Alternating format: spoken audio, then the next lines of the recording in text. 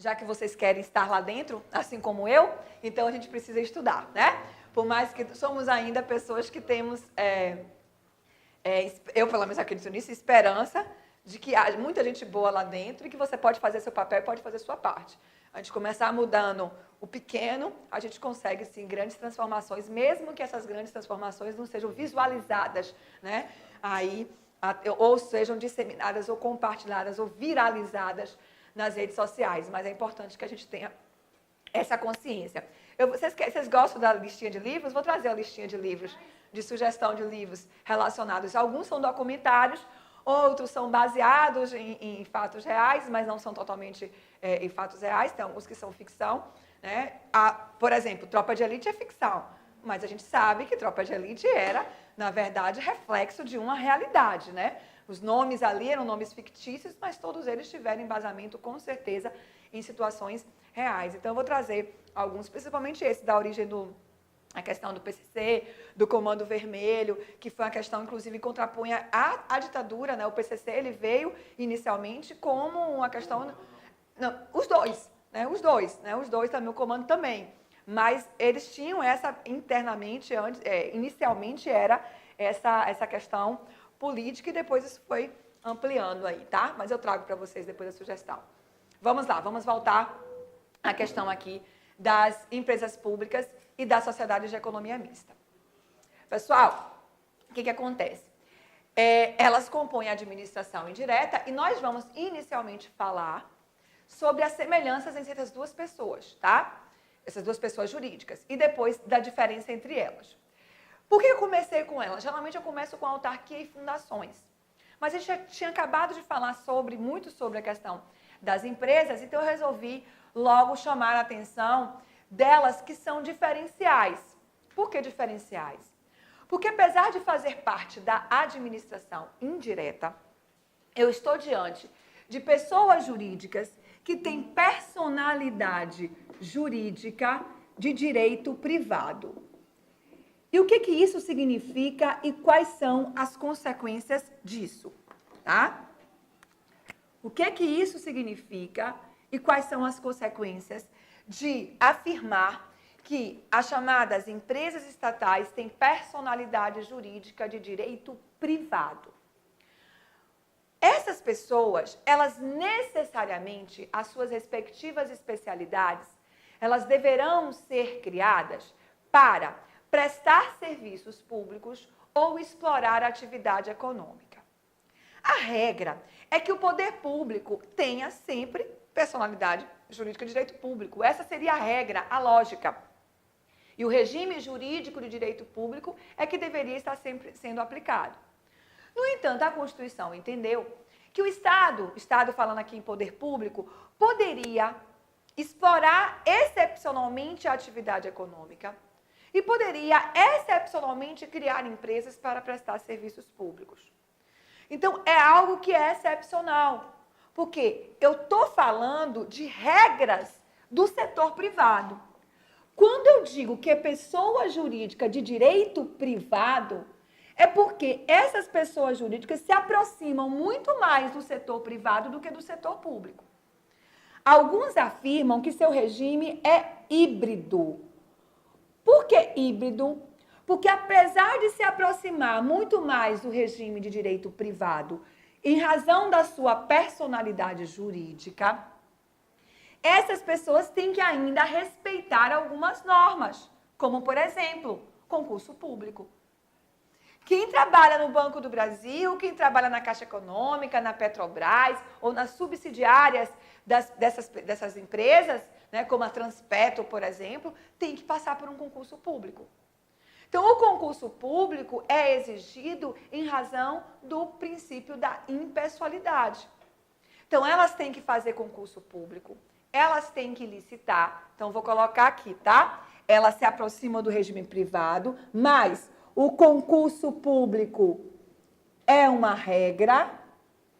A licitação, a realização de licitação também é uma regra. E, atualmente, nós temos uma lei específica, que é a Lei 13.303, de 2016, que estabelece como se dá as licitações nas empresas públicas e nas sociedades de economia mista.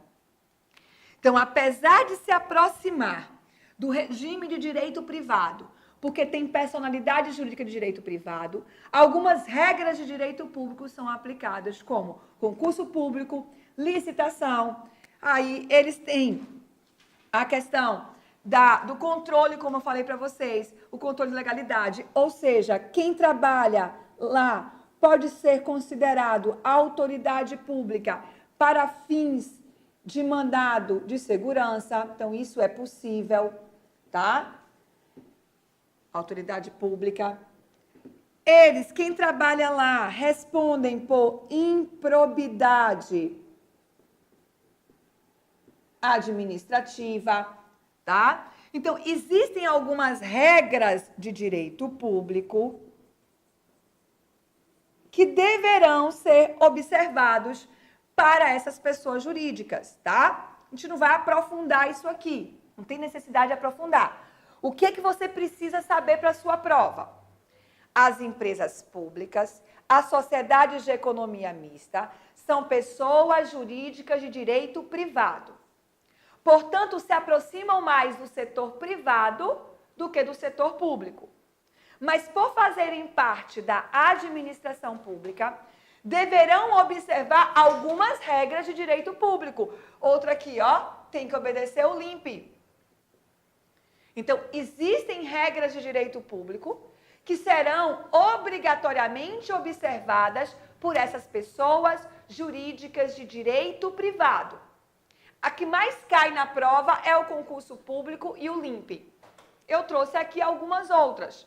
A questão de improbidade administrativa, a possibilidade de, excepcionalmente, se impetrar mandado de segurança, tá? Porque ali eu posso, uma violação a um direito líquido e certo. Então, existe essa possibilidade.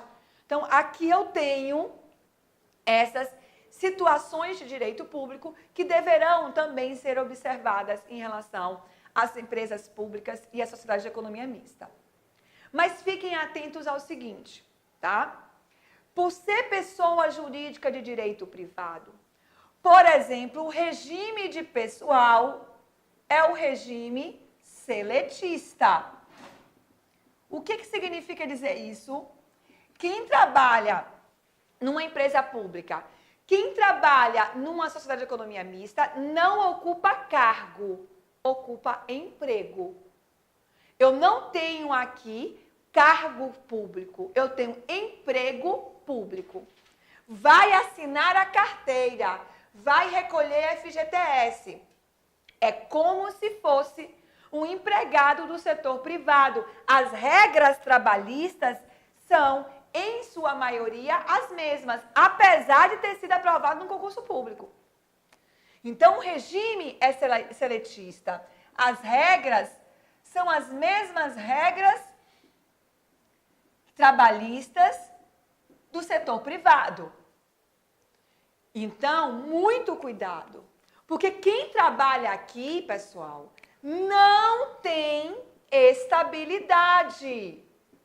Não tem estabilidade. Não, Tati? Não. O artigo 41 da Constituição Federal, ao falar da estabilidade, fala que a estabilidade deve ser para quem é ocupante de cargo. Quem trabalha aqui ocupa emprego. Emprego é diferente de cargo. E cargo somente é possível, a estabilidade somente é possível para quem é ocupante de cargo. Então, Tati, quem trabalha no Banco do Brasil pode ser mandado embora de qualquer jeito? Aí é diferente. Juridicamente, o nome não é estabilidade. Mas, por você ter feito um concurso público, por eu estar diante de um ato administrativo, por eu ter que aplicar o regime jurídico administrativo, não só o LIMP, mas os demais princípios, o que foi que o STF decidiu em 2011 acerca disso? Ele disse, olha, quem trabalha nas empresas estatais, e aí estou envolvendo as duas situações, quem trabalha nas pessoas jurídicas de direito privado, não tem estabilidade porque não ocupam cargos, ocupam emprego. Porém, a dispensa não pode ser imotivada. Existe o chamado princípio da motivação. O que é motivação? É dizer o motivo pelo qual eu estou tomando aquela decisão. É justificar, é externar o porquê, a causa. Então, essas pessoas não têm estabilidade e continuam não tendo. Porque o Instituto da Estabilidade, de acordo com o texto constitucional, é apenas para ocupantes de cargos. E quem trabalha nas pessoas jurídicas de direito privado, mesmo sendo componentes, pessoas que compõem a administração indireta, o regime é seletista e é um regime de direito privado. As regras são as regras trabalhistas. Aplico-lhe justamente a CLT. Mas eu não posso mandar embora de qualquer jeito. Aqui eu tenho direito à dispensa motivada. Mas cuidado, que dispensa motivada não é igual à estabilidade. Professor, então se o banco fechar, sim, ele é dispensado? Ele é dispensado. Lá em trás do banco fechou. É dispensado. Tá? Agora, claro que ele não pode sair com a mão na frente e outra atrás. Esse vai ter que ter toda uma justificativa. Tá? Eu tenho que ter toda uma motivação, mas eu não tenho estabilidade. Mas nessa situação aí que o banco fechou, eu acredito que aí ele tenha sido remanejado, né? Porque não fechou o banco, fechou a agência, né? Ah, sim, a agência. É, isso. Então foi aí justamente. Só agora, vamos supor, se não tiver onde colocá-los, porque ele não tem estabilidade. Diferente, por exemplo, se eu estou numa situação aonde eu tenho estabilidade, por exemplo, e aquele cargo mudou de nome, ou o cargo foi extinto por lei, não pode ser por decreto, porque decreto só posso extinguir cargo vago. Aquele cargo foi extinto, eu não posso ser mandado embora.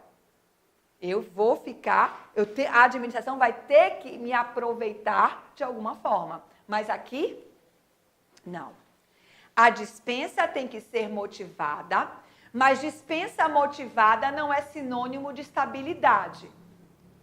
Tá? A estabilidade do artigo 41, que diz que o servidor estável somente perde o cargo público por um processo administrativo disciplinar, que tenha ampla defesa e contraditório, ou por uma avaliação periódica de desempenho na forma da lei essa que ainda não existe em sua maioria, mas com ampla defesa e contraditório, ou por uma sentença condenatória transitada em julgado, isso que é estabilidade não se aplica aos empregados, só aplica-se aos ocupantes de cargo. Então, fiquem atentos a essa observação.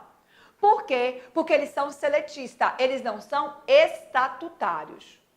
Existe a diferença entre o regime seletista e o regime estatutário.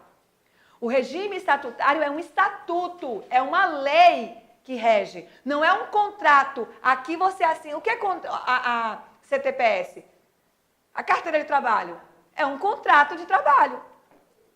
Então, aqui eu vou assinar um contrato de trabalho. No cargo, quando eu passo num concurso e sou nomeado para um cargo, eu tomo posse. Eu não assino carteira. Tá? Você toma posse, você vai fazer parte daquela estrutura. E para mandar você embora, só através do processo administrativo disciplinar. Aqui, eu tenho que motivar. Eu tenho que motivar. Detalhe, isso foi em 2011. Uma repercussão geral do STF que bateu o martelo quanto a isso. Porque havia uma discussão muito grande. Olha, é regime trabalhista não tem estabilidade. É ocupante de emprego, não é de cargo, então eu posso mandar embora. Mas, como existem um sistema híbrido, algumas regras de direito público deverão ser observadas, principalmente pelo fato da pessoa ter feito concurso público. Eu não posso comparar quem trabalha no Itaú com quem trabalha no Banco do Brasil. Porque quem trabalha no Itaú, não estou falando pela competência, não estou falando o seguinte, porque quem entrou para entrar no Banco do Brasil teve que passar por uma prova de concurso público. Porque só pode. Cargos e empregos, de acordo com o texto constitucional, a regra é o concurso público. Claro que existem exceções. Assim como existem para cargos, também existem para empregos. Então, aqui é um outro ponto extremamente importante aí para vocês em relação ao aspecto das pessoas jurídicas de direito privado. Uma outra coisa, pessoal, é o seguinte. Lá nas pessoas jurídicas de direito público, existe a questão, aliás, na Constituição, fala do regime trabalhista, a questão contábil, a questão tributária. Ou seja, tudo que é aplicado em regra para as empresas privadas deverá ser observado também para as empresas que compõem a administração indireta. Em regra, existem exceções, tá? Existem exceções. Mas elas são empresas, a natureza é de direito privado. Então, por exemplo, sob o aspecto tributário, quando as pessoas são pessoas jurídicas de direito público, existe algo chamado imunidade tributária recíproca. Você não precisa entender isso, saber isso a fundo. Mas saiba que imunidade está imune. Tributária tem a ver com, nesse caso, apesar de ser o nome tributária, mas tem a ver com imposto.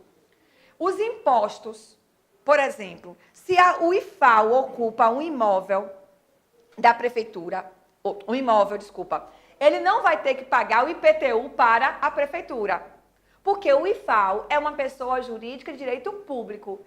E existe essa imunidade recíproca. O que é imunidade recíproca? Os impostos que são cobrados entre as pessoas jurídicas de direito público, não há essa cobrança. Não há cobrança recíproca, mas é pessoa jurídica de direito público. Apesar delas fazerem parte da administração, são pessoas jurídicas de direito privado. Então, elas pagam impostos da mesma forma como as outras empresas. Excepcionalmente, em algumas situações, quando, por exemplo, são prestadoras de serviços públicos, em algumas situações elas terão imunidade. Mas a regra é que elas não têm a imunidade recíproca. O que é imunidade recíproca? Um não paga imposto para o outro. Quando eu não pago imposto para o outro, é porque são pessoas jurídicas de direito público. Então, o IFAO não paga o imposto, a União não vai pagar imposto para o município não paga o imposto da União. Também lembrando que isso quando tiver afeto diretamente relacionada à atividade para a qual ela foi criada, através do princípio da especialidade, certo? Então, aqui vou colocar a questão imunidade recíproca, não se aplica a imunidade recíproca como regra. Não se aplica a chamada imunidade recíproca. Então, elas vão ter que pagar impostos igual às empresas privadas. Essa é a regra, tá? As empresas privadas, o setor privado. Ok? Então, esse é um outro aspecto que deve ser observado aqui. Além disso, o que a gente tem que analisar aqui em relação às duas pessoas jurídicas de direito privado que estão ali, que compõem a administração direta? A doutrina fala que elas são criadas, que a lei cria, a lei autoriza, desculpa, que a lei autoriza a criação. Qual é a diferença em afirmar que a lei cria e a lei autoriza a criação? Qual é essa diferença? Por que fala que a lei autoriza a criação? Vamos pensar da seguinte forma. Vamos imaginar que eu queira abrir um restaurante, certo? Eu vou entrar em sociedade... Como é teu nome? Eu sempre esqueço. Galba. Acho que eu nunca tinha perguntado não, né? O teu nome, que geralmente eu pergunto e esqueço. Aí eu fico perguntando umas 3 ou 4 vezes, mas Galba eu não me recordo.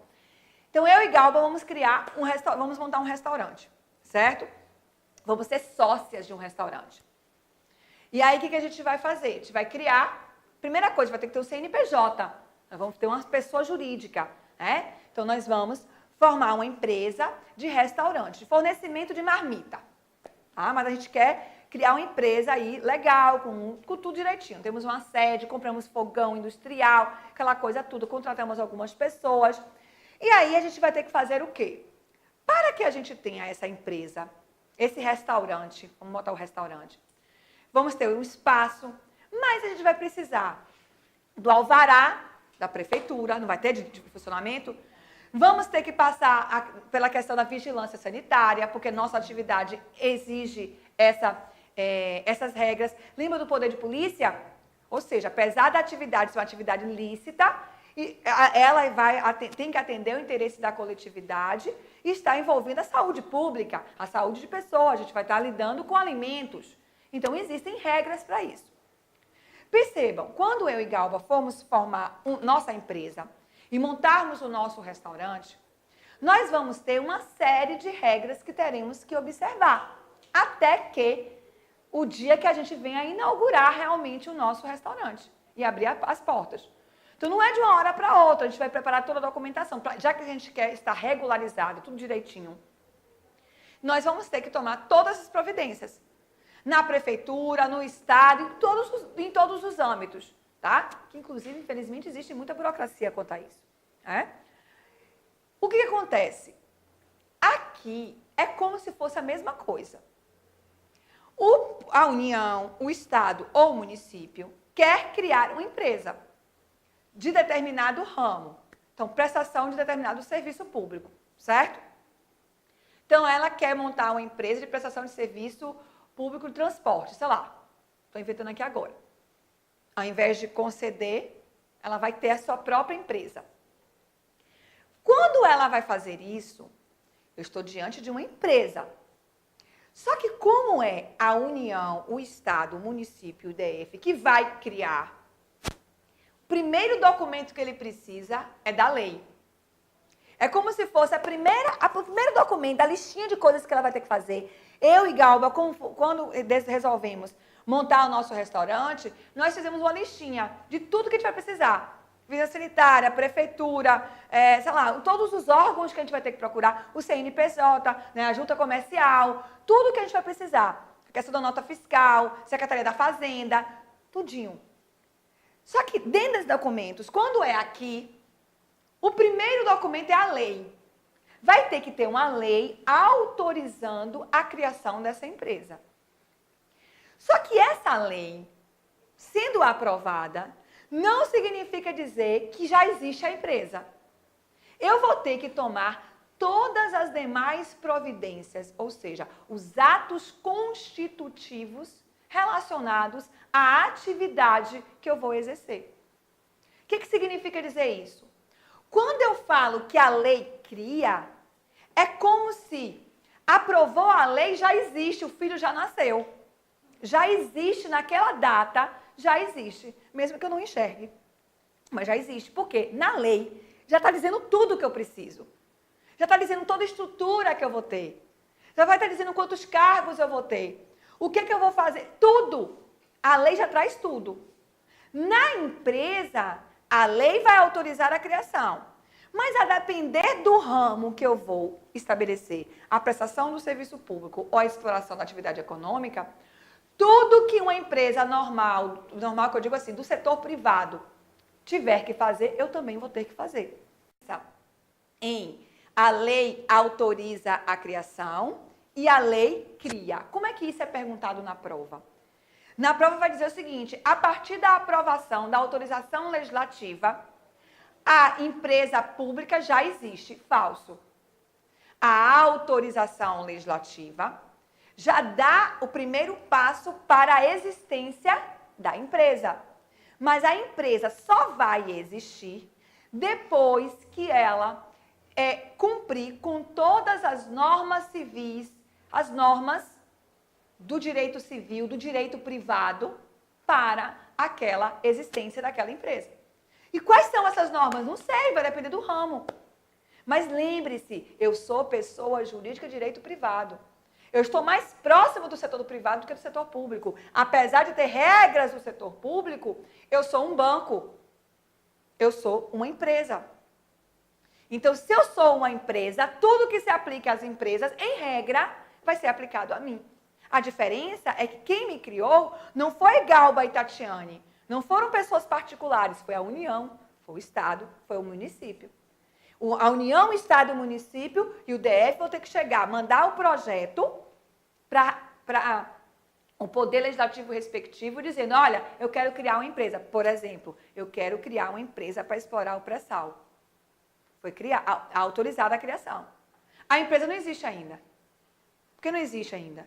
Porque a empresa já tem uma autorização para criar a empresa. Só que eu vou ter que tomar todas as demais providências referentes à criação dessa empresa. Só depois que eu tiver tudo isso, aí eu vou dizer, agora já existe. Já tem um estabelecimento, já tem uma estrutura, já tem tudo. Tem lá o contrato, o estatuto social, já está registrado em tal lugar, está registrado em tal lugar, já tem um alvará disso, já tem um alvará daquilo. Opa, agora eu posso dizer que a empresa existe. Então, nas pessoas jurídicas de direito privado que compõem a administração indireta, a lei autoriza a criação. Nas pessoas jurídicas de direito público, a lei já cria. A Universidade Federal do Sul da Bahia, por exemplo. Na Bahia só existia a Universidade Federal da Bahia, a UFBA.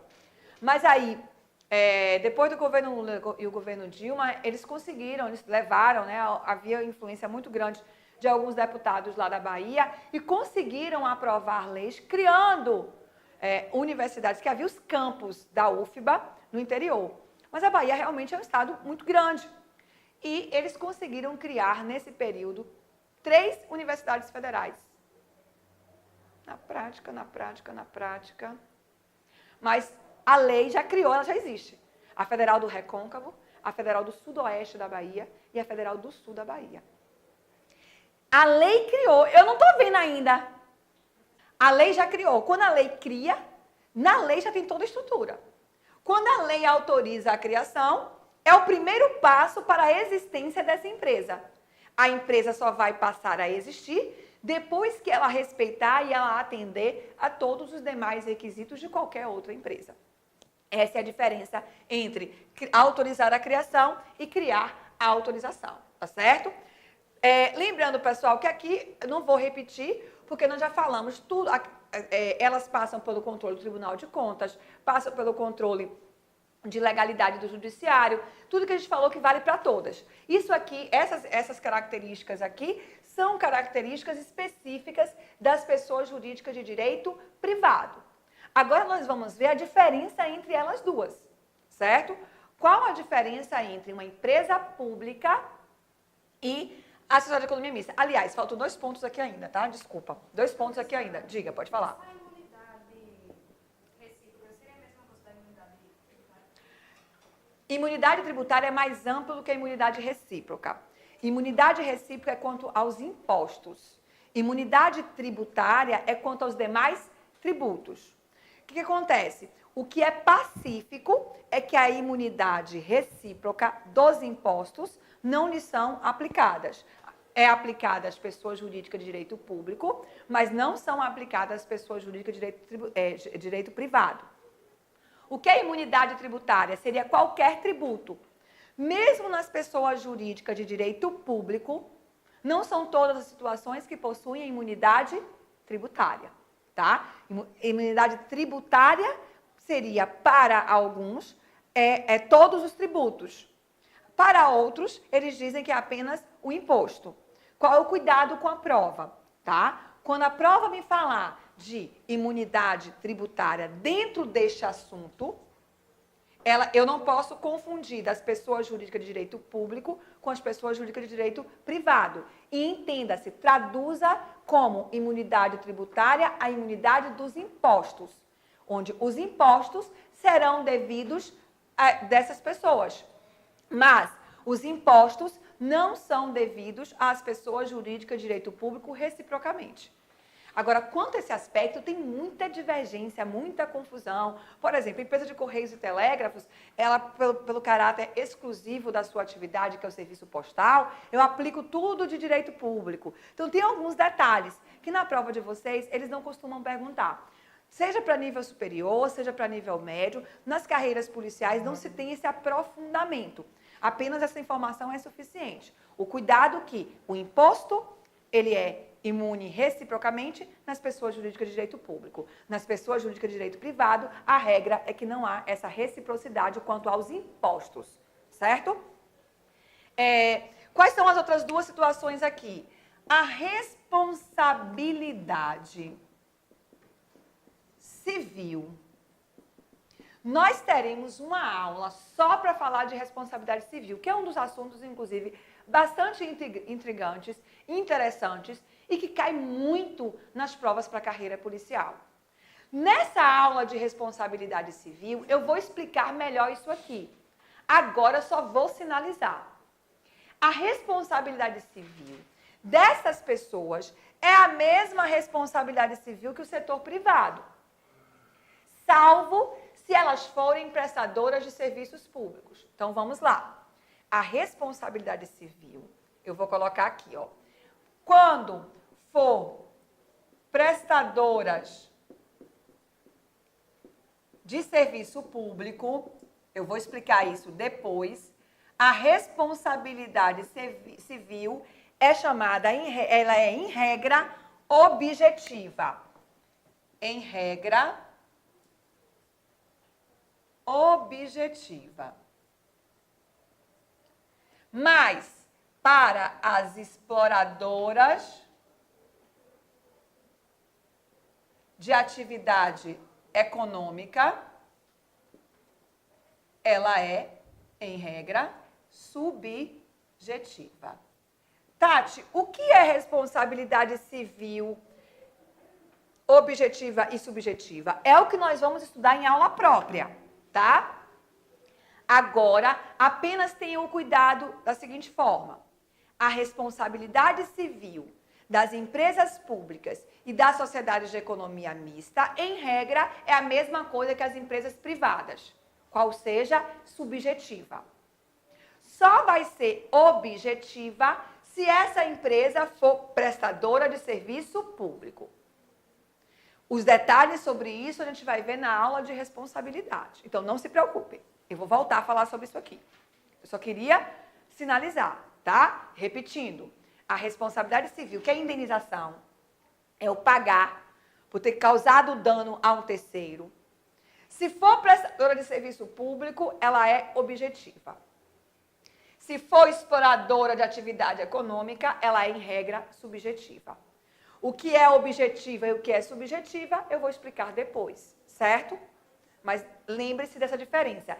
E aproveito que coloquei essas duas situações aqui para dizer que tanto as empresas públicas quanto as sociedades de economia mista, apesar de algumas divergências, para a nossa prova, a especialidade delas é sempre essas duas. Lembra que eu falei do princípio da especialidade? O princípio da especialidade, que significa dizer que eu crio para determinada finalidade específica, e tem que ser uma lei só para isso, não pode ser uma lei tratando de várias coisas ao mesmo tempo. Por isso que a Constituição fala lei específica.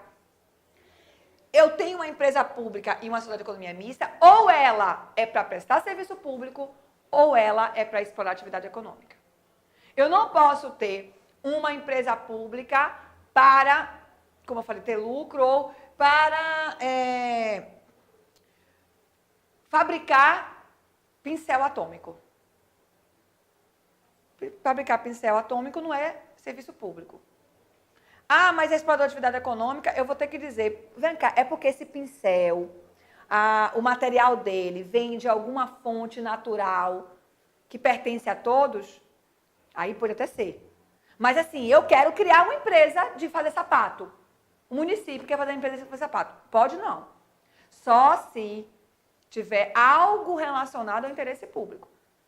A exploração da atividade econômica e prestadora de serviço público são as únicas hipóteses de especialidade. Eu não posso criar qualquer empresa para qualquer coisa, certo? É isso que eu quero dizer. A especialidade das duas deve ser sempre ou prestar serviço público ou explorar uma atividade econômica. o que é explorar uma atividade econômica, nesse caso aqui? Está lá no artigo 173 da Constituição que eu estou dizendo. Ele vai falar que tem que ser algo de interesse coletivo, tem que ser algo relacionado à segurança do Estado, tem que ser algo ligado, segurança do Estado, que eu digo assim, segurança nacional, no sentido amplo, não é segurança pública, tá? É algo que é como petróleo, por exemplo. O petróleo é um patrimônio nosso. Então, a questão dos patrimônios, dos bens públicos que nós temos em nosso país. Aí eu vou explorar esse bem. Mas não é para qualquer coisa. Eu não posso fazer, como eu falei, criar uma empresa no município para poder fazer pincel. Por quê? Para vender. Não. Esse pincel vem da onde? No meu município tem uma fonte, sei lá, de tinta específica para pincel. Então, vamos explorar essa atividade econômica para trazer aí benefícios para o município. Opa, eu já posso criar uma empresa para isso. Mas criar por criar, não posso. Certo? E aí, falando de bens, é justamente o último tópico aqui. Os bens pertencentes às pessoas jurídicas de direito privado são, já deu meu tempo, já foi? São considerados bens privados, tá? Para eu fechar aqui, é bom que eu fecho já aqui. Na próxima aula a gente continua, tá? Mas só para a gente fechar, que eu fiquei conversando muito sobre a segurança pública hoje, mas não se preocupem não, que está dentro do nosso tempo.